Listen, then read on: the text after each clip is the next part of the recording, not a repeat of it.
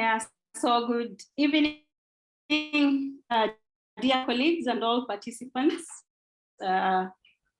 both locally and internationally. Thank you very much again for joining us this evening by monthly CME organized by the Kenya Society of Anesthesiologists. We apologize a bit for a few minutes delay. We were just confirming that we have all the speakers lined up so that once we start, everything runs smoothly. My name is Dr. Nabulindo. I am the National Secretary for the Kenya Society of Anesthesiology. Welcome, and today's topic is away from anesthesia, what we are used to in our CMEs. But as part of the strategic pillars within the strategic plan of the Kenya Society of Anesthesiology, 3 speakers to take us away from anesthesia, but what we believe as the organizing committee of the CME is important for our well-being. Okay. Housekeeping, please make sure you are all muted during the apart from this, especially the rest of the speakers who are co-hosts. Next, for the participants, have any concerns or any questions, please on the chat, and we shall go. Without further ado, allow me to start, and I will start shortly by using our first speaker. So before I introduce Mr. Munga, our topic for today, Mr. Munga, who is an advocate at the High Court with extensive experience. Then we have Mr.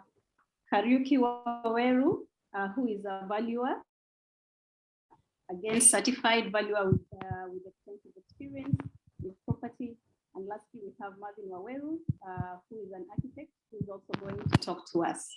So we shall start with a presentation from Mr. Munga. Mr. Munga is, as I said, an advocate of the High Court with extensive, almost 20 years experience in commercial law, conveying and matters of employer law.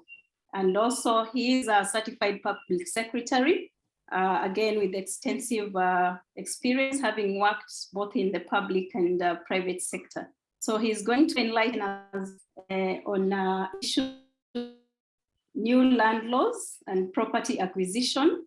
In a nutshell, it's a big topic, but it's going to make us understand of view, as we are completely on the other side today. We are lay people in the matters that he's going to talk to us about. Thank you for the activity, and kindly I will allow you to go ahead. You can share your screen, unmute your mic, and start with your presentation.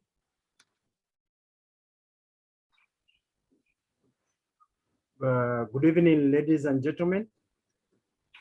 The presentation hereof is made at the behest of Diani Bazurina Golf Resort PLC, specialized in promoting holiday homes at the coastal region. We verily believe the expose by the consortium, which includes the architect, valuer, and lawyer, will provide serenity, which helps you stay calm and true to yourself. I'll start with giving some overview of the land acquisition in Kenya. Primarily, Section 7 of the Land Act 2012 is the law that outlines legal processes to acquire legitimate title deeds in Kenya. A valid title deed provides a state-backed guarantee securing ownership over an error or omission in the register, or if the register needs to be, the government must compensate the owner. It also helps the registered owner enjoy his or her constitutional property rights, and also makes it easier to transact on the property for loan. There are 7 ways. 1, transfer of property.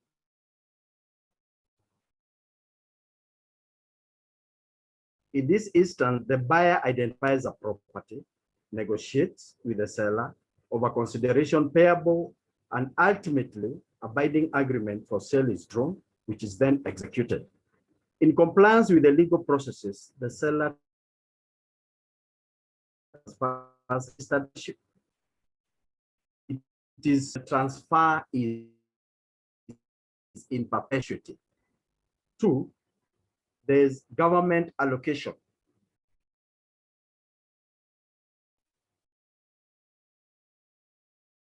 In this instance, the government specific time, ordinarily known in legal parlance as leasehold. 3, there is what we call adjudication. This is undertaken by the government, whereby rights and interests in areas of community land are mapped out for subdivision and equitable distribution to deserving citizens, previously or traditionally referred as trust land. Land adjudication is a process through which existing rights in community land are authoritatively ascertained for the benefits of individual entities. This is anchored in the Land Adjudication Act, Chapter 84 of the Laws of Kenya. The process is initiated once the Minister of Lands has given a declaration that a trust land area be adjudicated.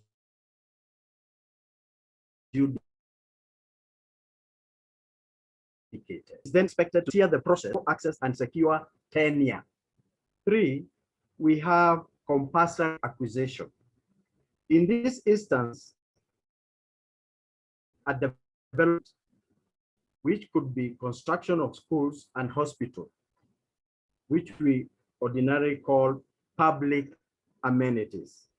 After following the legal due process and compensating the private owners, procedurally, the government must first issue sufficient notice to landowners and even publish the same in the Kenya and County Gazette, in the National Gazette and the County Gazette, for transparency and to demonstrate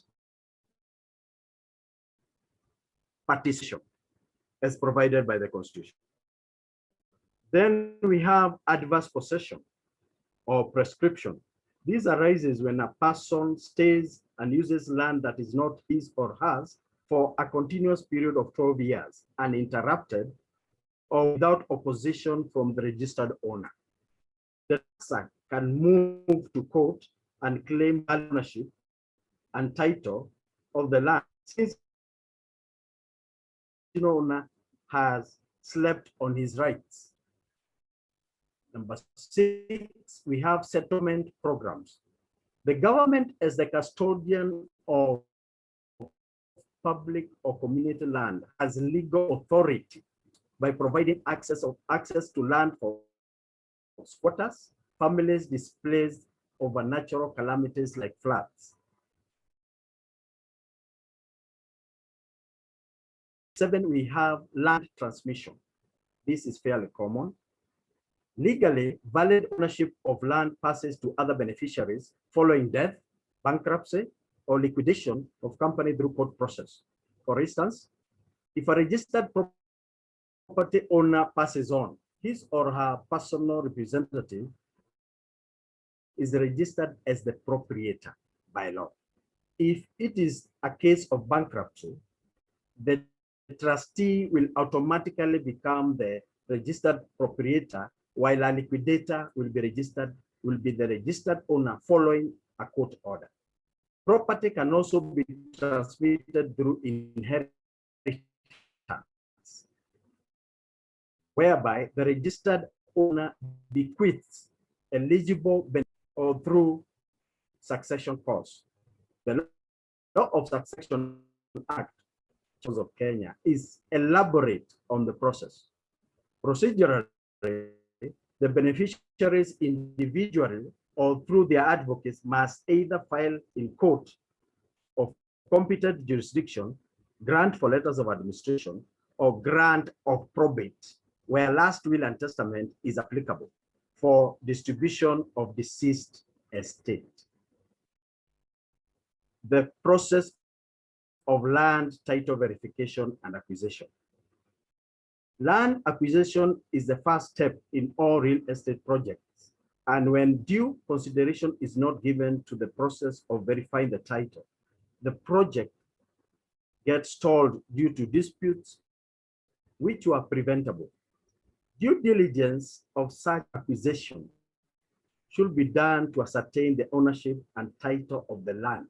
The title verification encompasses tracing the history of ownership of the land, and more importantly, to determine whether the title is marketable and good. This entails conducting official search at the respective land registry and also establishing green card record when necessary. Depending on the title, consent to transfer, charge, or mortgage must be acquired from the respective land control board. The land registries have been decentralized, and at the counties operate under the aegis or control of the district land registrars, who are answerable to the chief land registrar in the Ministry of Land, Ardhi House, Nairobi. We can now go to the core functions of the land registrar.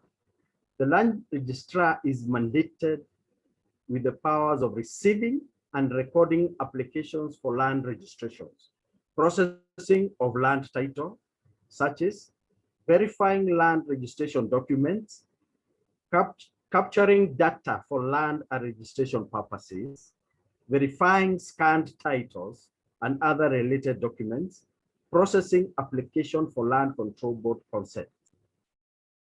With the promulgation of new constitution in the year 2012, Parliament enacted new laws. We have one, the Land Act 2012, the Land Registration Act 2012, the National Land Commission Act 2012, Community Land Act of 2016. This legal regime replaced the past regimes, which included inter alia the Land Titles Act, used to call it LTA, Cap 282, the Registration of Titles Act, Cap 300, the Government Land Act, Cap 280, and the Indian Transfer of Property Act, 1882. Now all these acts are repealed, and the new Land Act of 2012 has taken effect. The new land laws are more robust in their application and usage. They have constitutional backing, unlike in the previous legislations, which provided no legal framework on land legislation, and where land laws were enacted not as constitutional requirement, but out of necessity. Then National Land Commission of Kenya is an independent government organ whose establishment is anchored in the Constitution of Kenya. Its primary function is to manage public land on behalf of the national and county governments, initiate investigations into present and historical land injustices, and recommend appropriate redress where necessary. I'll touch on the core functions of the National Land Commission. One is to monitor and have oversight responsibilities over land use planning throughout the country, conduct research related to land and the use of natural resources, and make recommendations to appropriate authorities. Encourage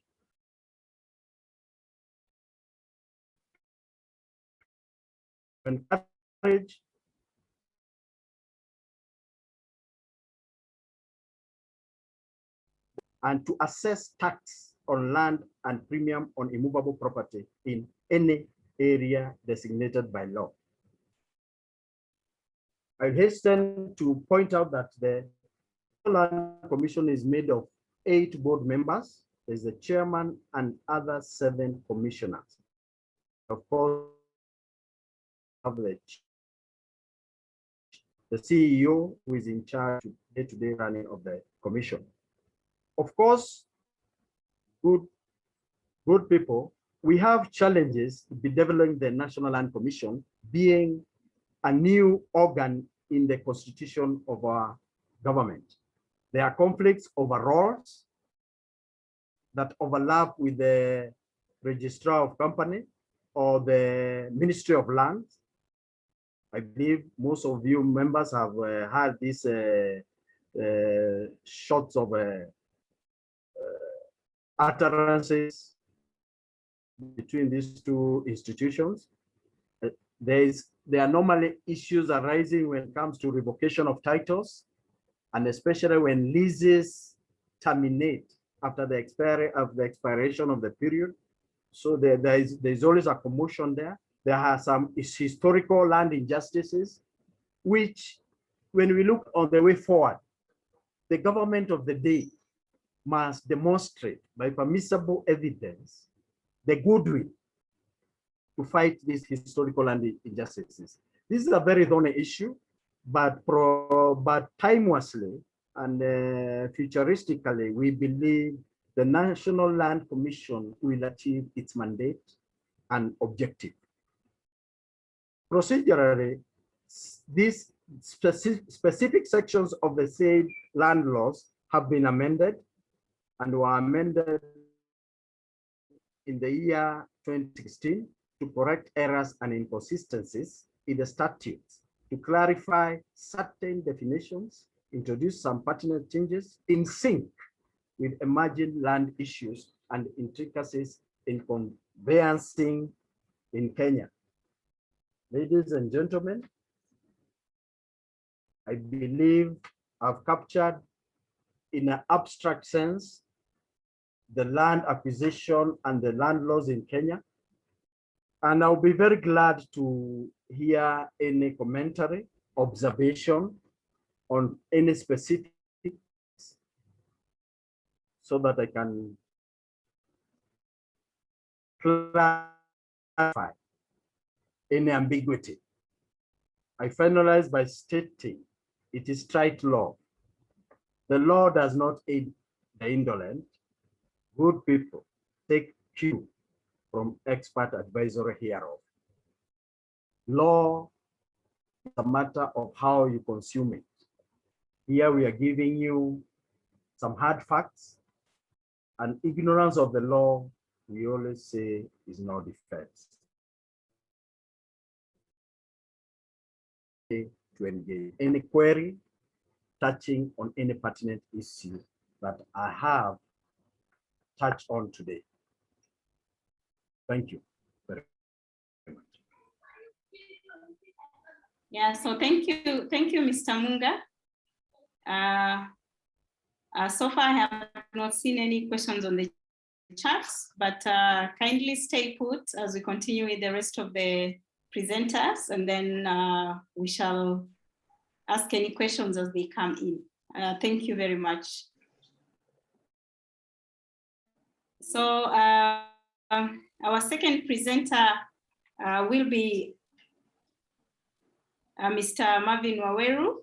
Mr. Waweru is a certified architect with extensive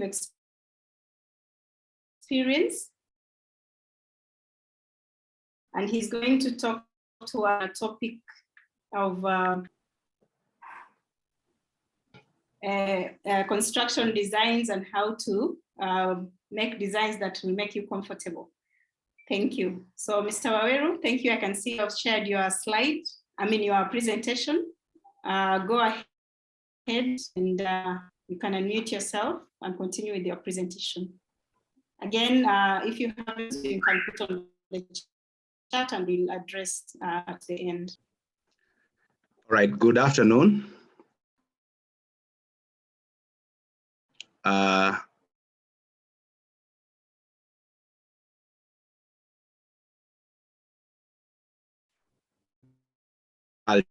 just be taking your home or dream. So I had the screen, so that will go through step by step together. Today we are talking about sustainability, how you can build a house that is a green building, in short. So green building is not all about solar panels and wastewater recycling. You can also use the green principles to make your home, your holiday home, or your house, if you want to call it a house, comfortable. So today we shall share some tips on how best, to do a home which is very comfortable to you and your family, or whoever you're going to be living with in the holiday home. So the goals of green building are 6. Number 1 is indoor environment and quality enhancement or comfort, which we are going to dwell with today. Then there is water efficiency, there's material efficiency, there's waste reduction, there's structure design efficiency, and there's operation and maintenance optimization. For the purposes of today, because I have 15 minutes, we shall dwell on comfort, the first point, which is indoor environment and quality enhancement or comfort.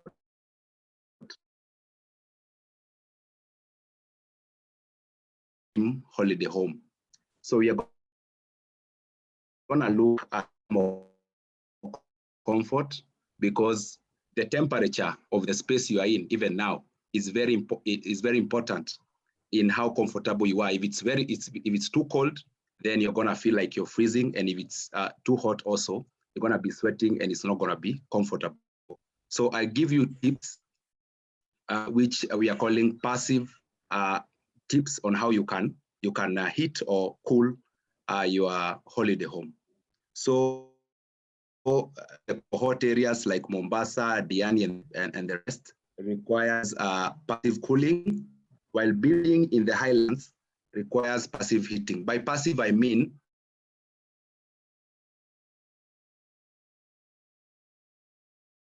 it's not active. It's naturally doing it for you. So we are going to go to passive cooling. Passive cooling is used to control the temperature weather. So point number, pay attention to where you are locating your windows.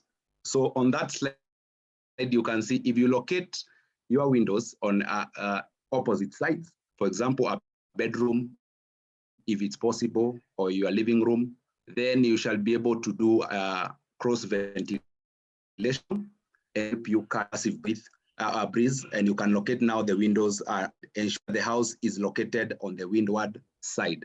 Rarely do we, concentrate on such things when you're doing design, but it is very important for you if you want to do your holiday home at the coast. Number 2, it's called stack ventilation. By stack ventilation, I mean that based on the concept that warm air rises, then it's very important to have openings. You can do what we call it, a high floor to ceiling. Like every time have you ever gone to a house where the ceiling is very, it's short. So sometimes you find the house becomes very hot. So create high ceilings or high roofs to enable stack venting, so that air rises and you're in a cool room. Then double volume spaces I've shared, you can see, for example, that's a double volume space. When you have a double volume space, then when the warm air rises, then it leaves you with a cooling effect on area. lounge, double volume dining. So number two is celestial ventilation. You can have some windows at the top or some ventilation, permanent ventilation on the top. So that now when you're seated here, the warm air can escape to the high regions of the house. Basically what I'm saying is, if you're building a holiday home in the coastal areas or in the hot areas, then you have to have a vent so that you can be able to get that passive cooling. What you're talking about is not, you don't need to have ACs, you don't need to have fans unless it is very important. Passive tips can help you, generate at least 60% in terms of cooling. Now, when it's too hot, then you can now shift to using fans and AC. Then we are looking at a shaded courtyard. A courtyard, I don't know whether I can get shaded. I'll show you a picture of a courtyard.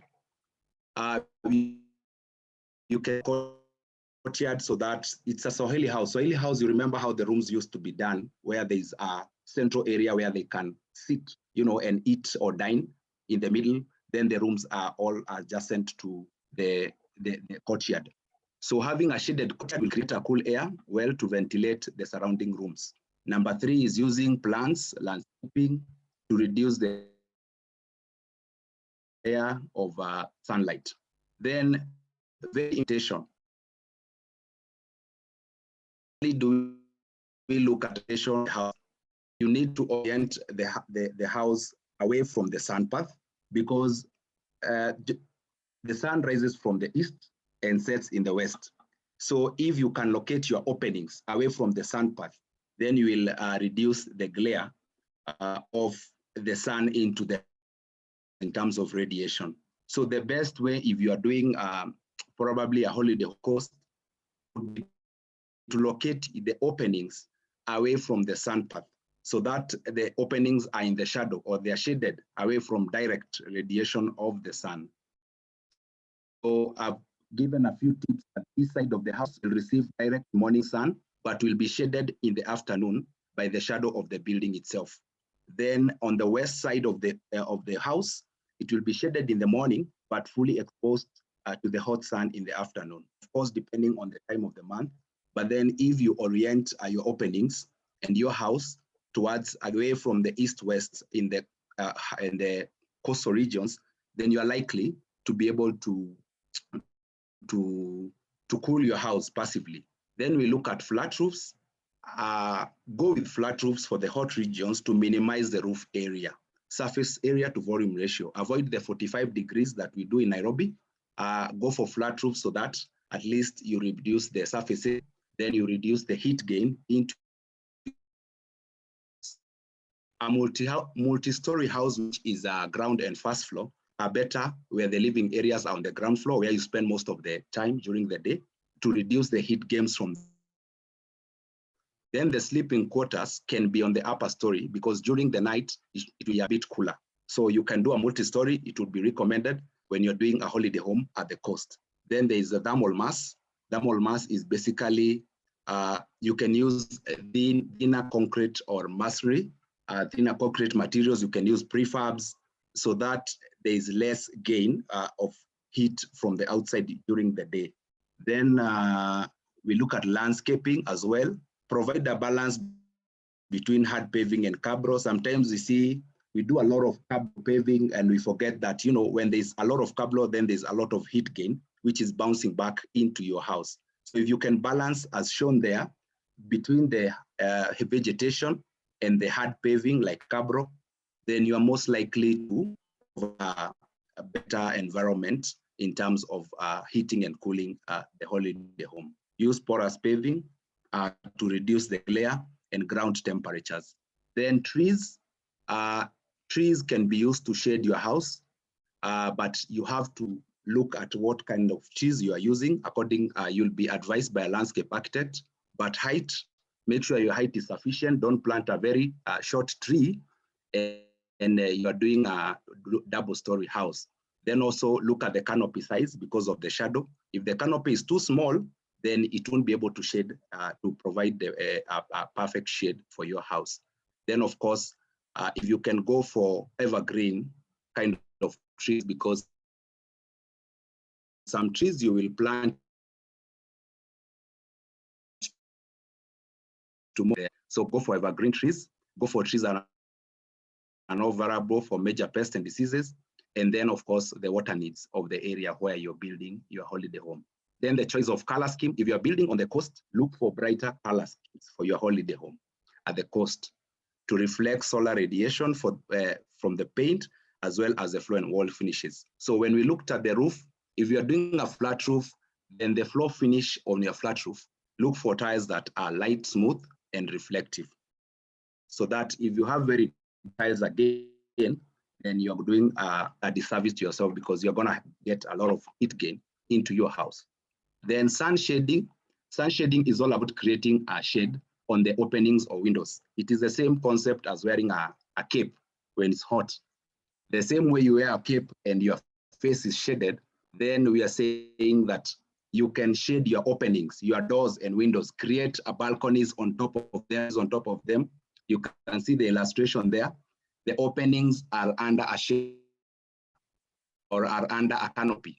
Then so that you don't get direct heat gains into the house. Locate the big window openings underneath the balconies. So if you have a balcony, you always locate your openings, windows, and under the balcony, you minimize the glare. Then when we look at glass, there's a lot of glazing that needs to be there, because you need to balance between light and heat gains. So we are saying you can use tinted glass, just the way you do in the cars, or double glazing for your openings. Double glazing is quite costly, so you can go for tinting the glass if you're building your holiday home along the coast or in the heated areas like Kilifi and the rest. Window frames, you can go for timber frames and UPVC. They have higher thermal mass. By thermal mass, I mean the heat required to change one, how can I put it in layman terms? If you use, for example, aluminium for your window, then of course you'll get out of heat. So likely to enjoy cooler interiors by using UPVC and probably timber frames for your windows. So we'd recommend that you go for timber frames or maybe UPVC if you're building along the coast. Then design of windows, avoid the sliding windows, because you'll get a 50% open. So if you want to harness the breeze, as we talked about earlier, in terms of passive breeze, you need to go for louvers. And you've seen so many buildings in the coast and homes with louvers, because you are able to harness 95% of the breeze by using louvers. Casement windows are good in terms of redirecting the breeze. So you can go for casement or you can go for louvers. For sliding, maybe you can avoid them because they're going to limit your opening, so limit your breeze. Then we look at passive heating strategies for your holiday home in the highlands. Now you want to look at anybody who would want to do your holiday home in the highlands, e.g. Nanyuki, Nyahururu, and the rest. How can you passively heat the house before you start using probably firewood or maybe an electric heater? So we shall focus on two main areas: bringing heat into the house, and number two, conserving or retaining heat in the house. I hope I'm not moving too. We can move to orientation again. So this is basically the opposite of what we had discussed, but I will just dwell on the most important areas. We talked about orientation. Now, if you're building in Nanyuki, for example, now we need the east-west axis. Why? Because now we are harnessing the solar. We want to get maximum heat gains in the short time between 11 and say 5 o'clock. So we can locate our living areas and sleeping areas. Living areas in the east side of the building. Sorry, that is showing north because we got this from London and the rest, which is a different kind of weather.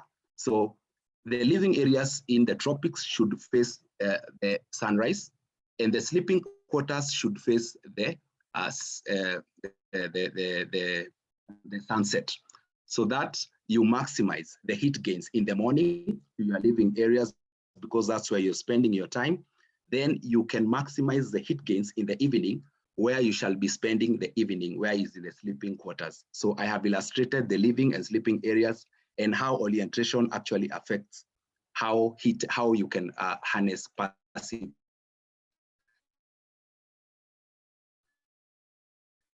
Then the next thing is thermal mass. Talked about of a material to absorb and store and release the heat. So some materials like masonry are able to absorb heat during the day and release it for you when you need it at night. So when you're building in Nanyuki, it would be good to have your thermal mass or the concrete walls and the masonry walls facing some of the east and west if possible, so that you harness that heat, you store it in the material, and during the night, that heat shall be released by the material slowly, of course, coupled with another, so that you can enjoy probably a more heated room in the evening. We've given, of course, the thermal mass of various materials so that they can guide you. Stone, there's brick, there's concrete, there's unfired brick. So you would see, for example, if you're doing a holiday home in Nanyuki, it would be good to clad some of the walls in brick to create a thermal mass. By thermal mass, I mean it's like a store, it's a battery. You're storing your heat. So if you clad, for example, with brick, or you use wood cladding for your house in Nanyuki, then you shall be able to store some heat, and that room shall be kind of warm in the evening. Then I want us to talk about airlocks. Avoid, if you're doing a living area, for example, a lounge, and your house is in the highlands, for example, Nanyuki, avoid having your doors opening direct to the outdoors for your living areas. So that's what you're talking about, airlocks. Airlocks are small enclosed areas at the entrance to a home that can be used to limit the entrance of cold air into the building. So for example, instead of going into your lounge direct, do a lobby first. So that when you come in, you come to a lobby and you close the door, then you have a chance to open to your lounge. So sometimes most of the warm air escapes, as you know, as you open it direct into the outdoor. So we are talking about airlocks. Try to have some airlocks, garages, and your courtrooms in between the outdoors and your living area. So then we look at, of course, avoid open plan layouts, because of course, you shall be exposing some of the rooms. For example, the stairwell shall be bringing in cold air into your lounge. So as much as it looks very nice to have an open stair and you're building in Nanyuki, try and avoid it. Because now what will be happening as we talked about warm air rising, you shall be in your lounge and all the hot air is rising up and going to your stairwell. So if you can, avoid open plan layouts for your houses in the cold regions. Avoid the double volume rooms. Avoid the very high ceilings in these kind of houses. Then use close fitting curtains, of course, with a snug pelmet. Pelmets are the curtain boxes. Then use darker shades of colors and matte finish to absorb the heat. You can see most of the houses, for example, in Olpejeta, they use the dull colors outside. It's so that you can harness that heat during the day. It's the opposite of what you're talking about in the coast. Use darker shades for the external. Wall mast and the rest, use darker shades so that you can get more absorption of heat. Then locate the bedrooms upstairs in cold climates so they are warmed by rising air. Then use bigger windows, of course, very well oriented, so that you can harness the daytime radiation. Then the standard glazing 3 millimeter is very small. You do about 6 millimeter. We've talked about radiation. Shortwave radiation passes through the glass and is absorbed. Then the redirected long-wave radiation is trapped inside. That's what you're talking about, openings. Try to get bigger openings for your houses when you're doing in the highlands, in places like Nanyuki and the rest. So we've given a small case study. We've done a hotel called Leruat Log Resort in Kumpa, and we have done a concrete wall because it's in the highlands, and clad it with some log half cuts, so to make the room a bit warm. Then, of course, in the coast, we've done that some of the Pazurina homes there, shown there in terms of a passive cooling. I think I'm done with the presentation.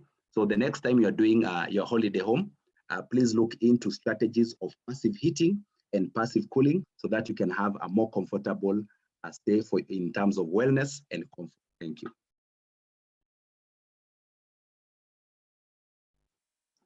So any questions maybe regarding the presentation?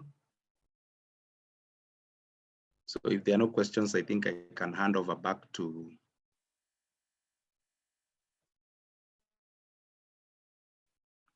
You are dwelling more on holiday homes. Yeah.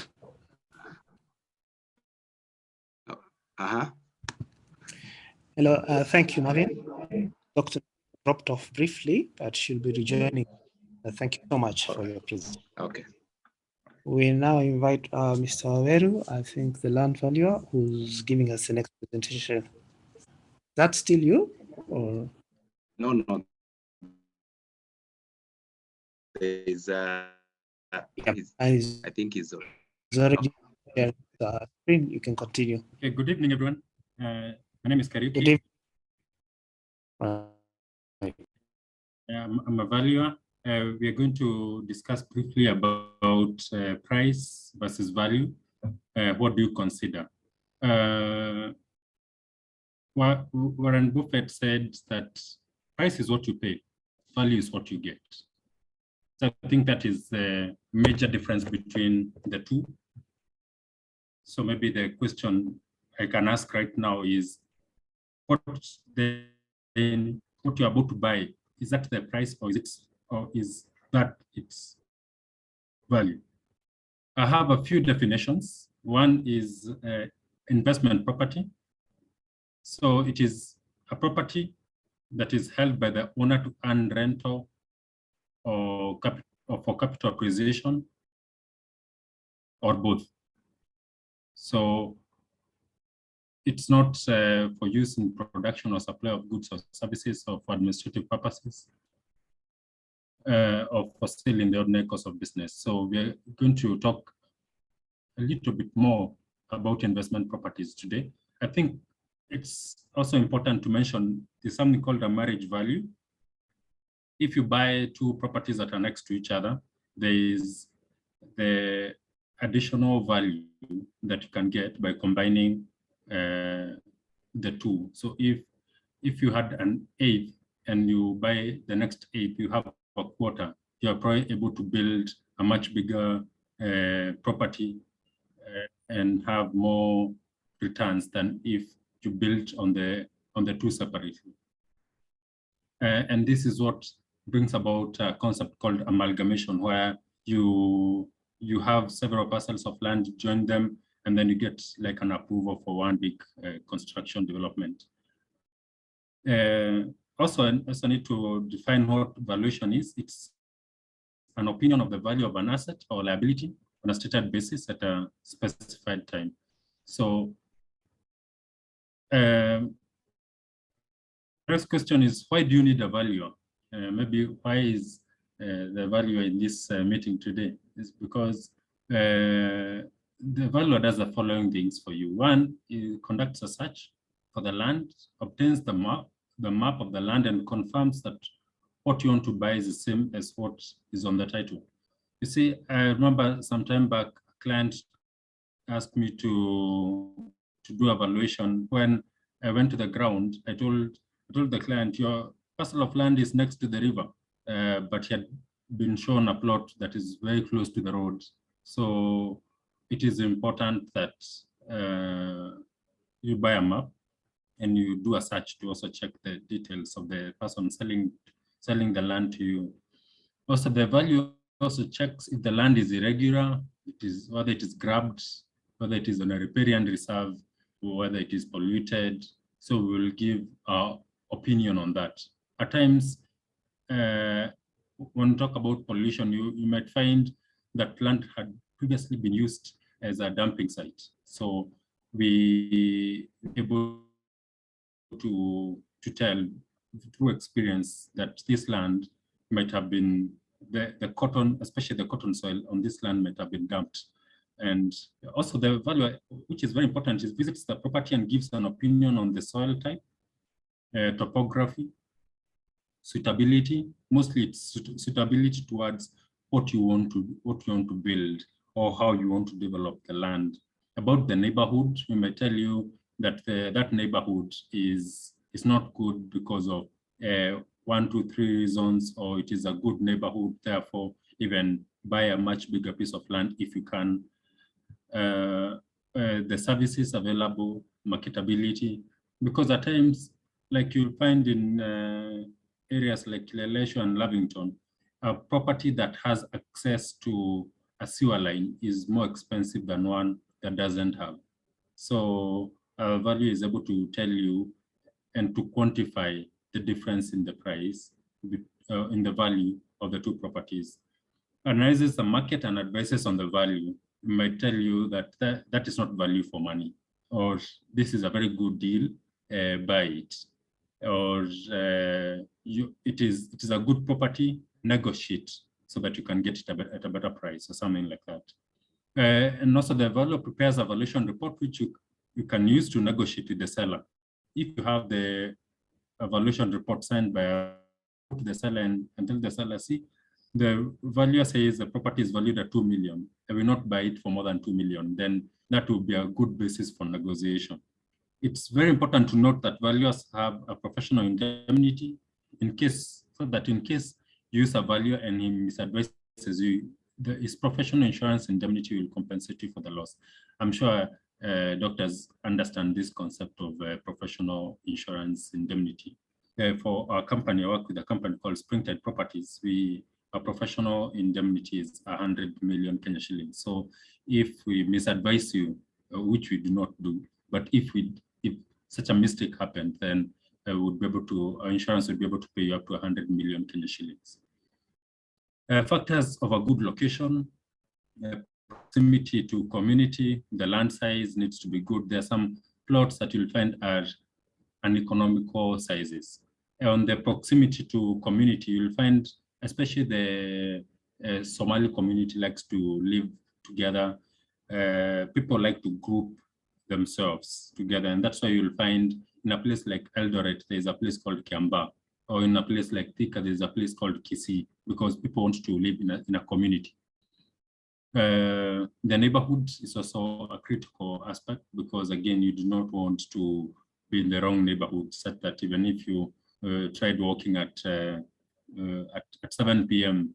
Like now, that you are not able to go home safely. The developments around, the amenities are also important. The appearance, will look at this a bit more here as the factors leading to land acquisition, via road, water and air. I remember in 2011, I did evaluation of some parcel of land along the Eastern Bypass. The value was 300,000, but because of the Eastern Bypass and all the developments that have come around because of that, 11 years later, the value is at 11 million shillings. Sorry, it's at 3 million shillings and above. So you can see just having a road that opens up a place, you are able to get 10 times the value of that property. Proximity to services, e.g. schools, hospitals. One example is Karatina University. We had visited the land next to the university, wanted to build hostels, but we found that an eighth of an acre was going for about 1.5 million shillings. Whereas before the university was constructed, 1 acre, a whole acre was going for 300,000 shillings. So you can see how proximity to institutions like a school, even a place like Lukenya near Desta University, the values have really improved because of the presence of the university. Community, we are social beings. Everyone wants to live, to buy and live where there are other people. No one wants to be lonely. Also for purposes of your own security, there's safety in numbers. Amenities, e.g. water and electricity. I know one of the questions that you ask before you even go to visit a property is, how close is it to water and electricity, or is it connected? The next one is prestige. We all want to be associated with a good and prestigious neighborhood. And that is why you find estates calling themselves Runda Paradise, Runda Mumwe. I mean, they would have just called themselves Mumwe, but they wanted to use the name Runda. I'll bring up a case study of Diani. Of course, maybe a minute for you to enjoy that photo. It's not mine. Got it from the internet, but factors that will lead to land acquisition in Diani, the southern bypass. I think it's important for us to talk about opportunities that are outside Nairobi, and I chose to discuss Diani as the southern bypass. That is one that connects Mombasa to Lunga Highway. This Lunga Highway is this road from Likoni Bridge all the way to Lunga, so past Ukunda, all the way to Lunga, and Lunga is there's a border in Lunga. So the southern bypass is under construction. The other one is the Kwale, the Kinango Kwale Road. This is a very important road because it connects Kwale County with the busy Mombasa-Nairobi Highway at Samburu. So when you're going to, if you want to go to Diani, you don't need to go to Mombasa. Once they are done with that part, after Voi, there's a place called Samburu. You just branch off there and go to Ukunda and then Diani.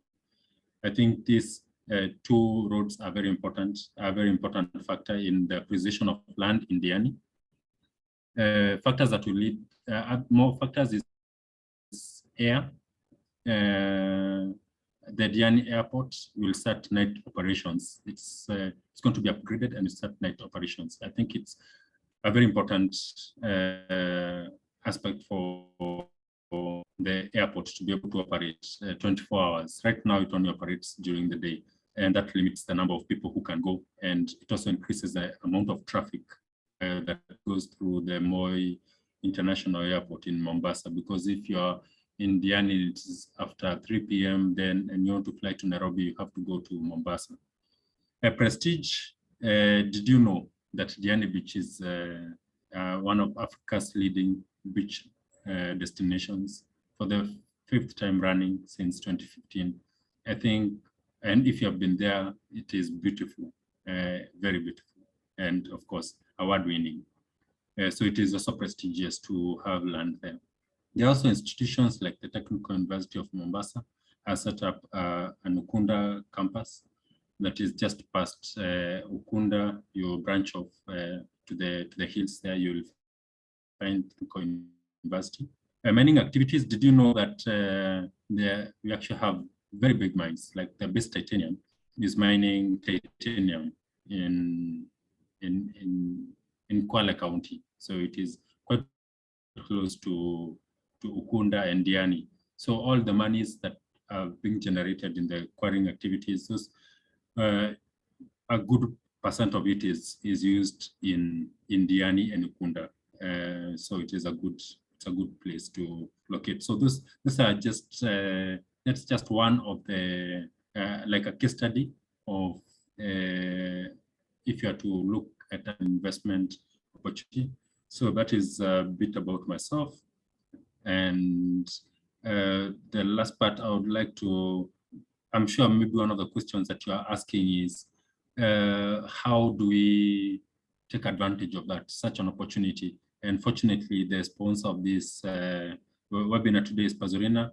They would, I would like to give them a minute or two to talk about the investment opportunities that are there in Diani, and then we'll take questions after that. So over to the team at Pazurina. Yeah. So maybe Mr. Kariuki, Yes. let us. I was going to give a chance to Jen to talk after we answer the questions. Okay, that's fine. Yeah. So Jen is going to tell us about Pazurina after we do the Q&A session. That's fine. Okay. Good. So thank you very much. Thank you very much, Mr. Waweru Kariuki, for the presentation on valuation, trying to make us understand the difference between value and price and how to choose. So now we'll go to the Q&A session, and I will lift the questions from the chat box. If you have access to the chat box to the presenters, you will have seen what questions are addressed to you. Mr. Munga, if you're still with us, I would like to start with a question to you. And Mary Mungai is one of our participants, is asking, how do you deal with land investment groups that have taken money from people, but they have not delivered? So from probably a legal perspective, how do you go about, you paid money to this group, but they have not given you land as they promised?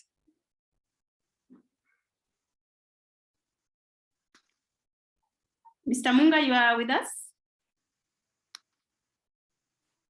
You can unmute, you can unmute.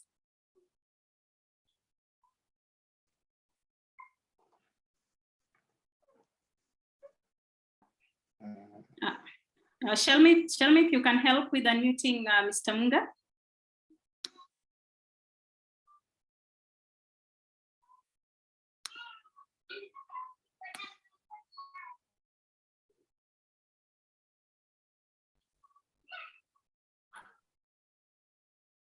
Okay. Yeah, okay, we can hear you now. Yeah, so your first question was, how do we deal with the investment groups that have taken money from people, but they have not delivered as they had promised from a legal point of view? One, I would say that is a very dicey question, because we find you have to go to the root of the problem. The root of problem, I mean, how was this property or how was this parcel of land purchased? We'll go back to the issue of due diligence. It's common knowledge, we have people like Urithi. I have clients who have lost property in Urithi, and we are actually thinking of going to court, but it's a humongous task, because in most instances, you'll find clients going to these investment companies or these land buying companies without seeking legal advisory. So when things go haywire, they rush to advocates, because the catchy issue here is they think advocates are expensive. So they'll just rush directly to the company, make a deposit, sign documents. Later, we always find that we are dealing with the fact, matters after the fact. These are what I would advise people: always seek legal advisory in good time. This land, this company, investment companies, challenge, because for any acts of omission and commission, there isn't much an advocate can do other than to sort out this matter in court. But you find there are so many omissions from their side on the issue of identifying the property. What you was identified in the first instance turns out to be something very different. That's the experience we have. Because as Mr. Waweru Kariuki was saying, it was at the opportune time, you should have involved even a valuer to know, does this property they're talking about? Some company, oh, the property does this.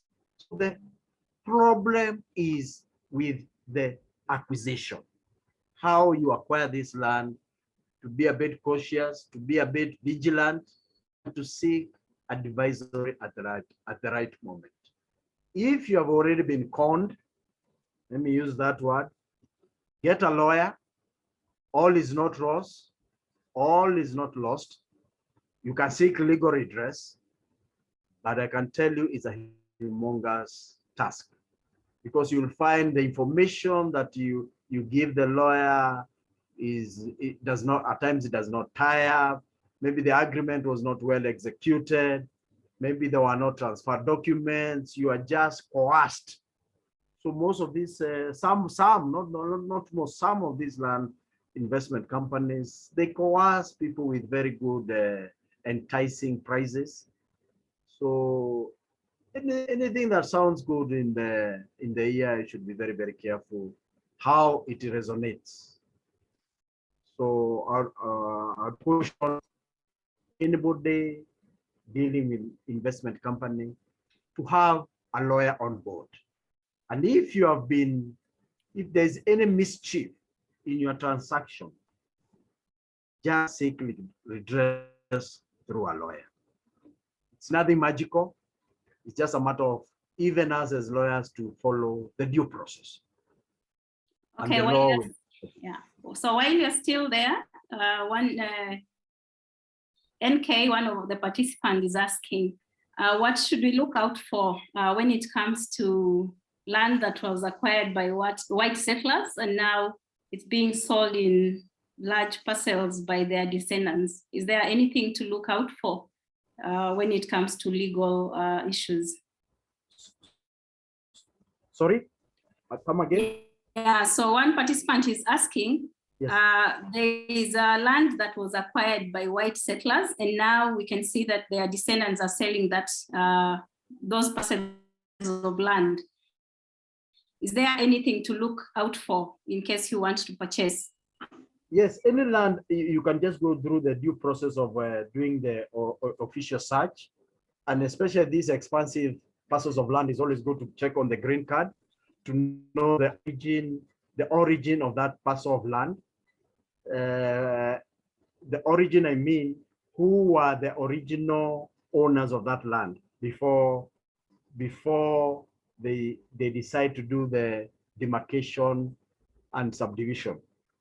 It's just going through the land registry, because they are registered parcels, so the owners are known.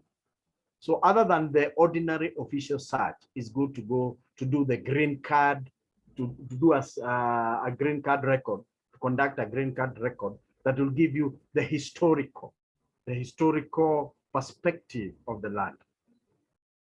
So you can still deal in that land, but do the due diligence. Okay, and last question to you, Mr. Munga. Dr. Patrick Olang is asking you to comment on the issue of double registration of land, where while doing the due diligence, one title is found to be genuine. So who should bear the loss? Actually, there's a legal redress, but you know, we always say in law, first in time gets first consideration. Who was allocated first? Because you'll find this is a mischief that is perpetuated by the directors of the company or the employees in the investment companies, land buying companies. So you find these are cases that we have done, but the court is always very vigilant in this. First in time gets the first consideration. So if there's double allocation, these are cases we are doing.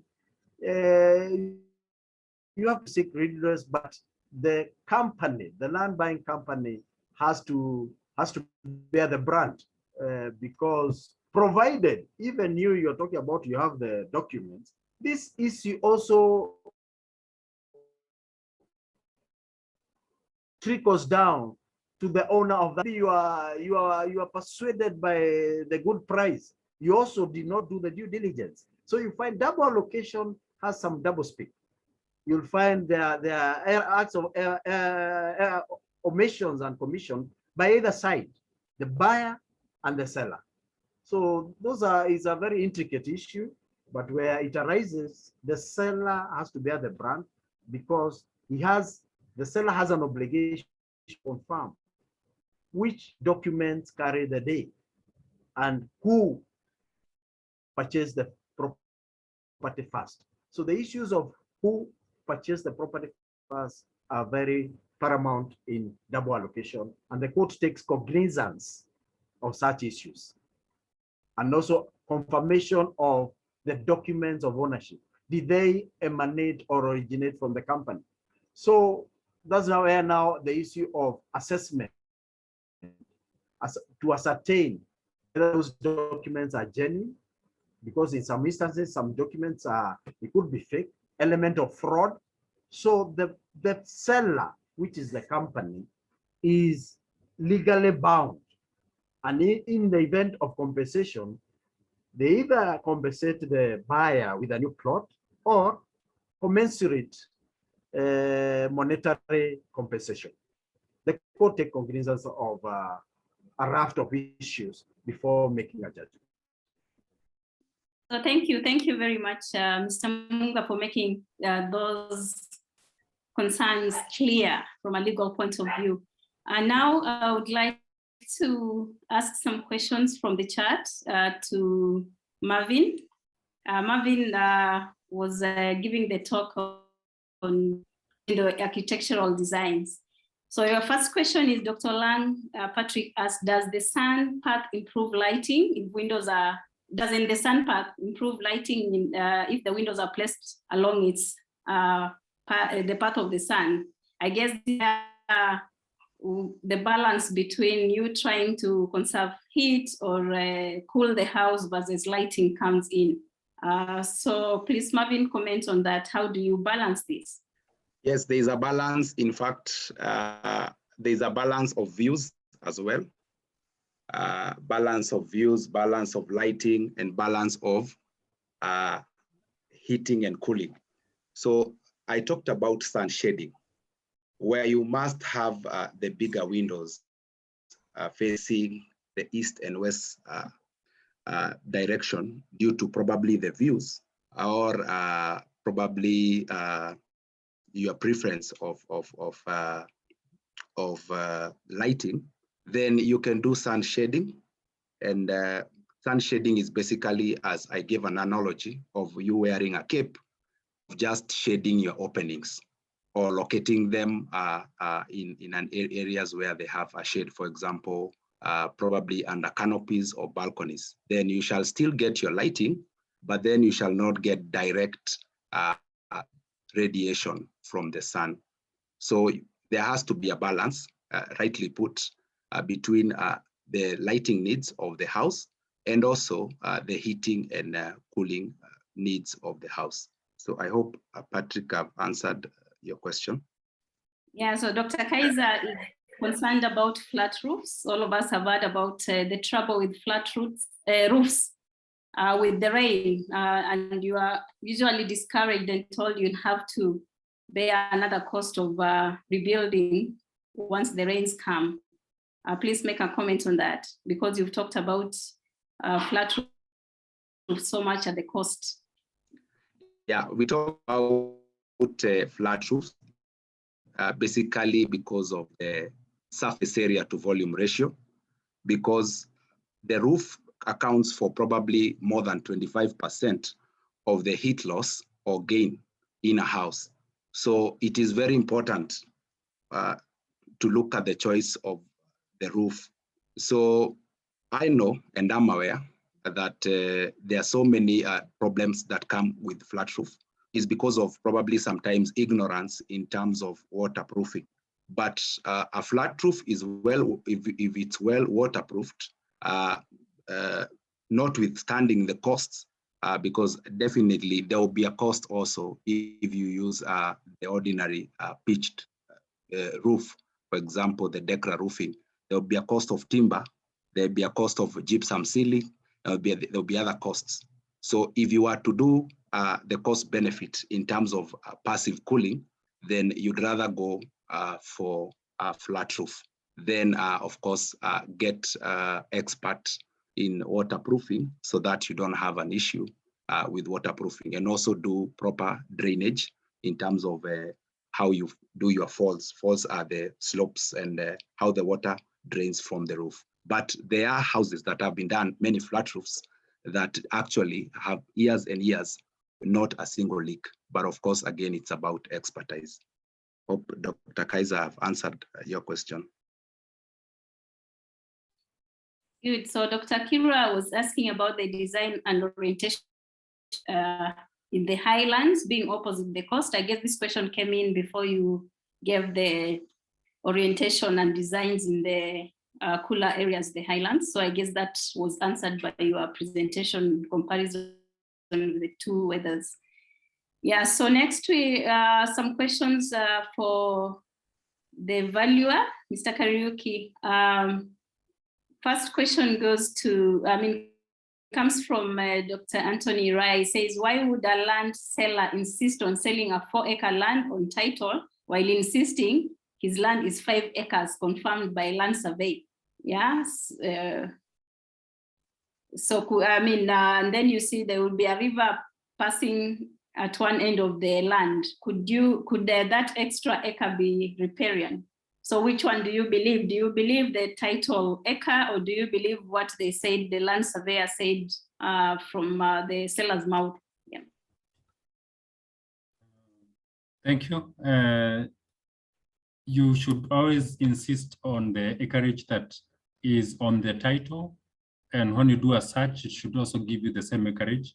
If the seller is insisting that the land is bigger than what is on the title, then you should go to the lands office to have the title deed rectified to read the acreage that he thinks is correct. It is important to point out that riparian reserve is actually government land. So he should not be selling what he does not own. In this case, what he doesn't own is the riparian part. So always insist on the acreage on the title and on the search and even on the map. It should all tally. Thank you. Okay, so the last question again comes to you, Mr. Kariuki, and Dr. George Njogu is asking, do you factor the lease tenure in the valuation? Yes, Dr. Njogu, yes, you do. We look at, what we say is that what you trade in is the right to own a property. So if it is a 99-year lease, it means that you have a right to use that land excluding everyone else for 99 years. So if that duration reduces to 10 years, that means that you only have 10 years to use that land excluding everyone else. So if that, if the lease expires or is about to expire, that has a very big idea.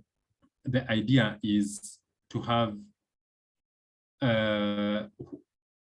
as many years of an expired lease term, because once the lease is expired, it reverts to the person who had given you the lease. Take for example, you lease your land to someone for 10 years to plant whatever they're planting. So after the 10 years, that land reverts back to you. So even when we are doing valuation, if it is the unexpired lease term is short, we will mention it, and we will also factor it in the value. For example, if the unexpired term is, say, 30 years, the bank will lend you money against it. But if it is 5 years, then no bank will want to come near you. If it is 1 year, then you should actually even be running to the National Land Commission to have it extended. So when you're buying, always insist at least 40 years an expired term. But if you can get 99 years, the better. The maximum is 99 years according to the law. Yes, and maybe I could also answer one more question that came privately. There's a question about price versus value, like a more recent example. There's a property at the river that was bought for 12 million shillings. That is in 2017. In 2019, the owner wanted to sell it for 14 million. But when we got there, we found that they're actually selling similar units for 10 million shillings. And we found someone who had bought one at 8.7 million shillings. So I think that should demonstrate to you that price is not necessarily value. So the person who wanted to sell it for 14 million thought that they bought it at a good price, but we can say the value was eroded for that particular property. So even another reason why you need to have valuation is so that you're also able to, the value is able to tell you whether the property you're about to buy is going to maintain its value, or it's going to appreciate, because there are some properties and so they will not appreciate anymore. And in fact, there may be factors that will lead to the depreciation of those properties. So I cannot emphasize the need to do valuation as part of the. For introducing us a new term, land reaching menopause. Now we know what to ask about. So thank you very much. I think those were the questions on the chat.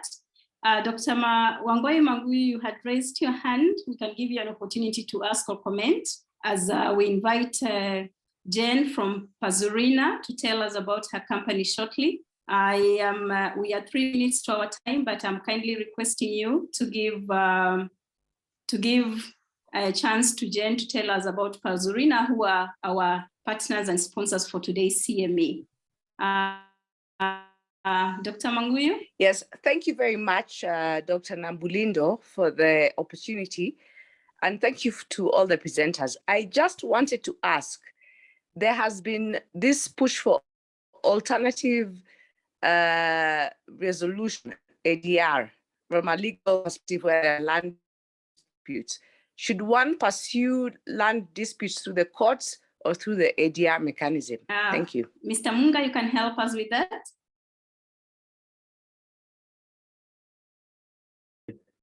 Valid question. Hello? Hello, you go ahead. Yeah, that's a very valid question and important for that matter.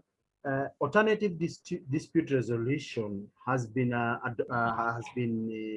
adopted in our legal system for purposes of expediency.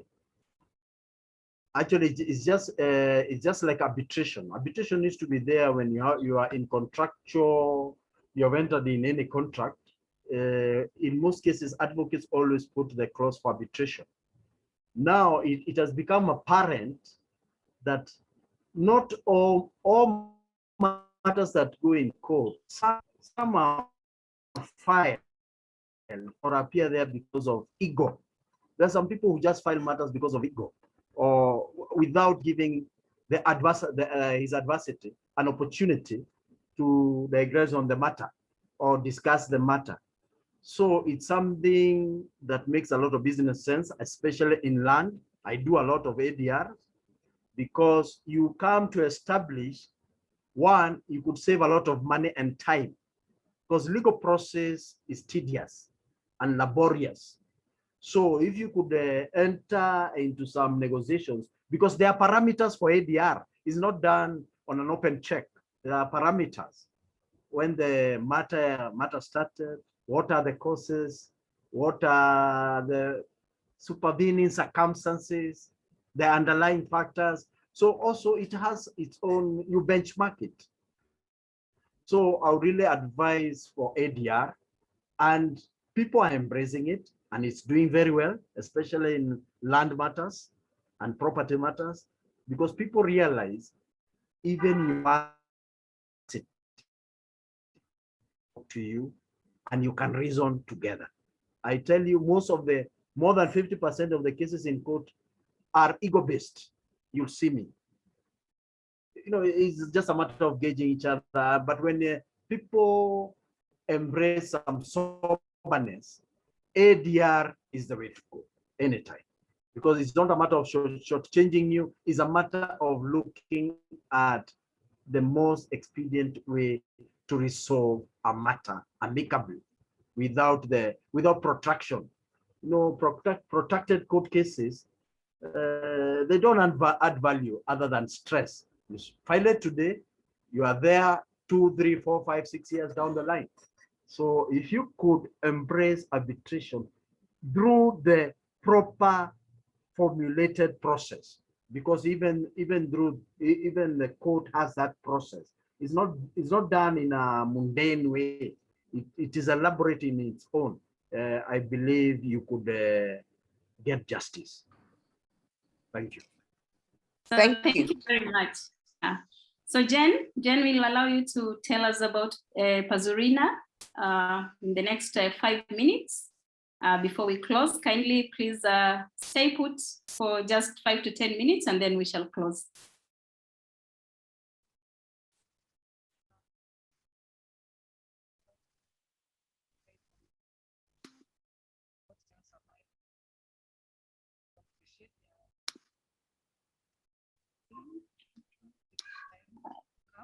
Jen from Pazurina, you are with us? Or Mr. Waweru Kariuki?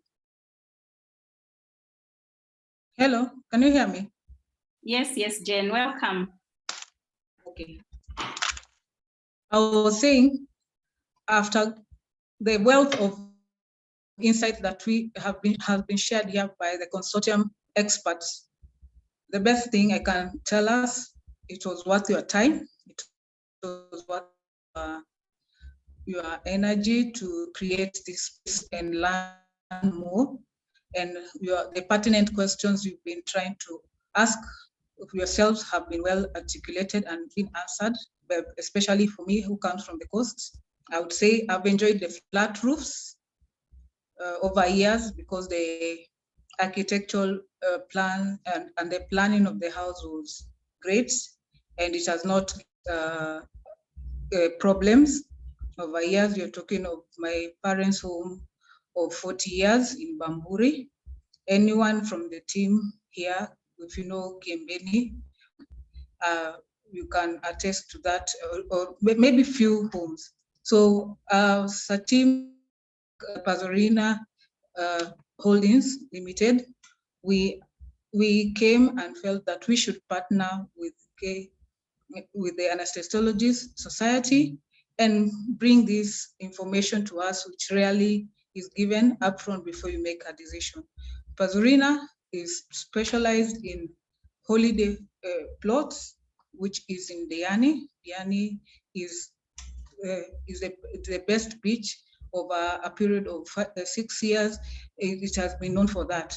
I would ask us a question: how would you feel after a long week of being at your place of work, which has come to my understanding that you might have long surgery time, which and also after taking a while in your studies, how would you feel that you are able to acquire a property that has followed the due diligence, as Munga has cautioned us here, we should follow all the due diligence.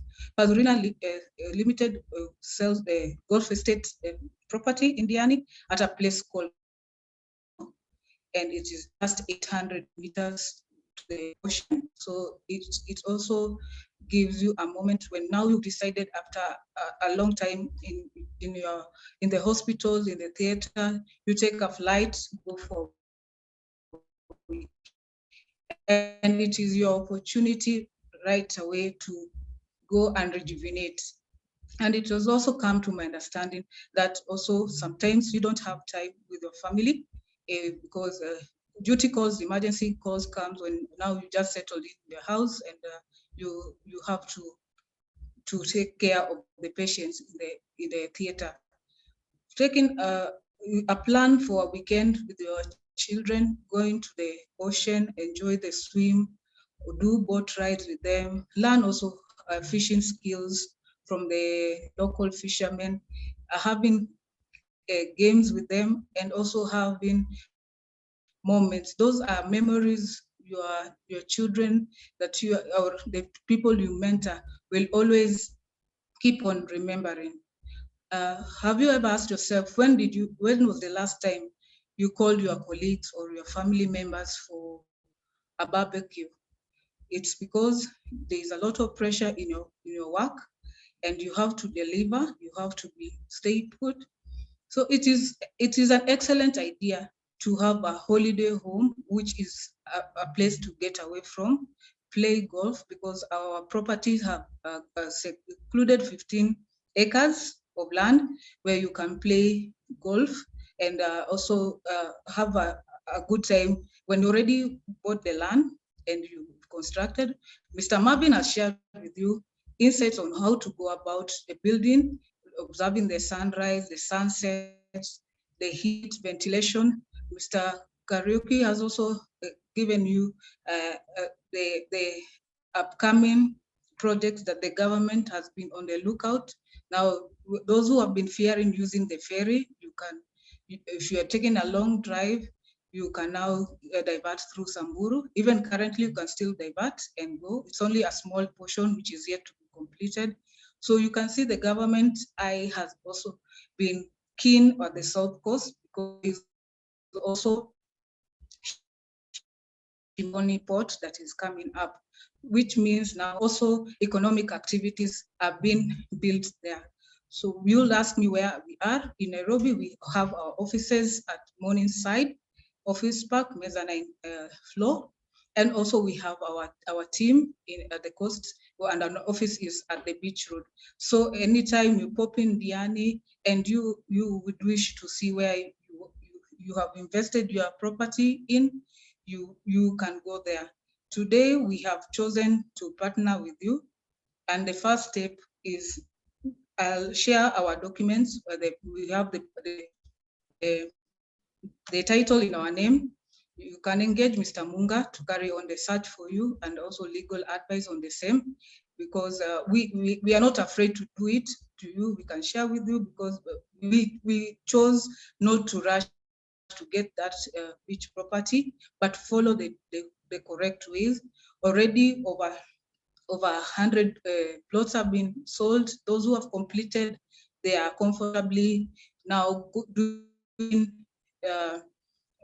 doing homes. We are expecting 5 residents to start off in the course of the year. Already one has started building, so it's not a dead open land, because we've also put water, we've also put a fence. We are next to the Chale Road. Chale Road leads you to the prestigious Chale Island. So the government has seen it fit. It is the next phase to be tarmac.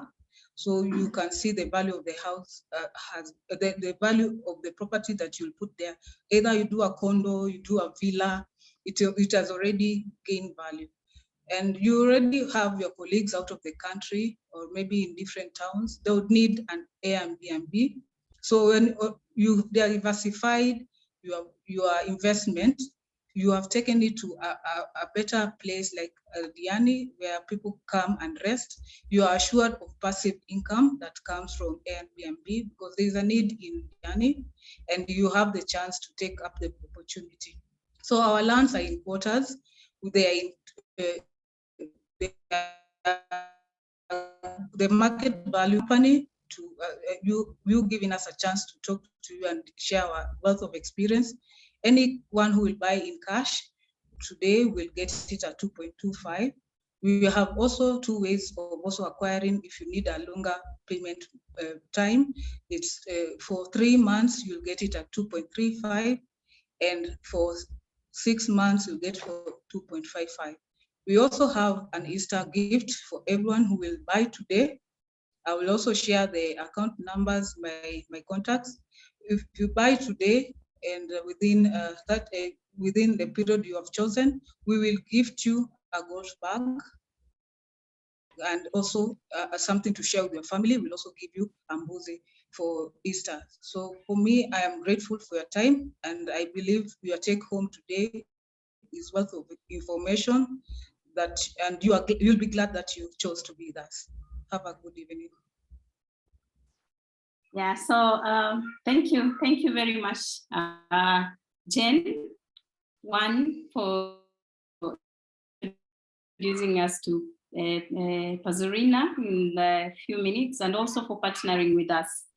So dear colleagues, we are coming to the end of our CNE for today. Thank you for staying put, giving us your 10 extra minutes. I would like to appreciate the KSA webinar organizing team for choosing this particular topic, which aligns with our strategic pillars of ensuring member wellness in all aspects. We will also like to thank all participants for being in and staying to the end. And we thank Pazurina Holdings International Limited for partnering with us. And we hope that the partnership is going to bear fruit. Thank you, Mr. Munga, Mr. Waweru Kariuki, and Marvin Kariuki for sharing your expert opinion on this particular matter to educate us. We might be experts in our area, but we are lay people in matters that we have talked about today. Thank you very much. So just some announcements from the Secretariat. Again, a reminder that we're having our conference on 13th to 15th of July at Pride in Mombasa. We are already calling for abstracts and the deadline is 31st of March. So please look out in your emails and send in your abstracts for the topics within the theme. The theme is very exciting.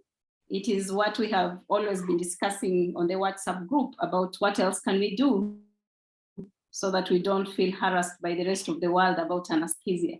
So discussing research, innovation, and leadership in anesthesia and critical care and thinking beyond the four walls. We remember membership fees and also start paying for the conference early. Our early bird payment ends on 31st of March. So with that, I would like to say thank you and bring this meeting to a close. Thank you very much.